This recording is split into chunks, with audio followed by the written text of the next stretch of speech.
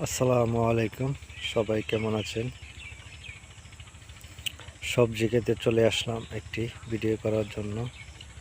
তাই লাল শাক, লাল ডাঁটা যে যাই বলুক, এটা একটি শাক জাতীয় লাল শাক। খুব মজার একটি শাক। দেখেন কত সুন্দর হয়েছে শাকগুলো, আলহামদুলিল্লাহ। এগুলো করা হয়েছে বাজারে বিক্রি করার জন্য। এগুলোর বয়স 20 থেকে 25 দিন হয়েছে, আর 10 থেকে 12 দিনের মধ্যে এগুলো বিক্রি করা হবে। মাশাআল্লাহ, অনেক সুন্দর ফসল হয়েছে শাকের।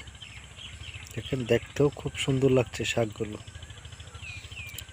লাল শাক, খুব সুন্দর একটি শাক, মজার শাক। তাই আপনাদের মাঝে একটি ভিডিও নিয়ে আসলাম। মাশাআল্লাহ, খুব সুন্দর হয়েছে এবার শাক।